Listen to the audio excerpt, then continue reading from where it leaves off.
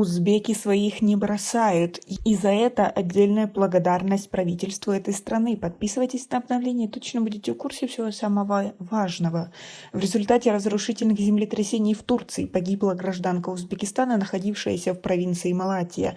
Об этом сообщило Министерство иностранных дел, выразив свои соболезнования родным и близким погибшей. По состоянию на 10 часов утра 7 февраля известно также о 4 соотечественниках, которые числятся пропавшими без вести. Ведутся поисково-спасательные работы по установлению их местонахождения. Сообщается также о том, что члены сборной Узбекистана, принимавшие участие в международных соревнованиях по вольной борьбе в Кахраман-Мараше, при поддержке турецкой стороны временно размещены в образовательном учреждении в Анкаре.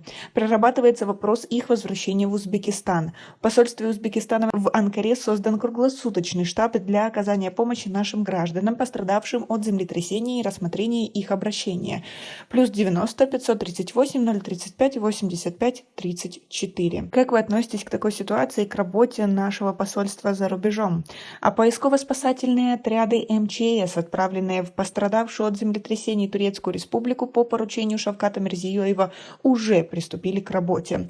Для ликвидации последствий землетрясений задействованы спецтехника и кинологические расчеты. В МИД Узбекистана сообщили, что сотрудники МЧС уже приступили к поисково-спасательным работам в селе Авакент Хатайской области, где проживают более 10 тысяч этнических узбеков. Посольство Республики Узбекистан в Анкаре и Генеральное консульство Республики Узбекистан в Стамбуле принимают меры по перемещению граждан нашей страны из районов стихийных бедствий в безопасные места и их возвращению на родину. Также стало известно, что многие страны мира направили в Турцию своих спасателей, в том числе Казахстан и Кыргызстан. В середине дня 7 февраля стало известно об отправке на место событий спасателей и гуманитарной помощи из Туркменистана. В Таджикистане организовали сбор гуманитарной помощи для пострадавших. Объявлено о подготовке и отправке в Турцию 40 таджикских спасателей. Посольство Таджикистана в Турции оперативно объявило, что никто из граждан этой страны не пострадал, к счастью. Пресс-служба МИД Кыргызстана сообщила об одной пострадавшей гражданке страны. Ей оказали помощь в больнице и уже выписали. Кроме того, сотрудники Генконсульства Кыргызстана в Анталии прибыли в Адану, где снабдили 10 нуждающихся кыргызстанцев продуктами, водой, горячим питанием, теплой одеждой и одеялами. Затем кыргызстанцев разместили в безопасном месте.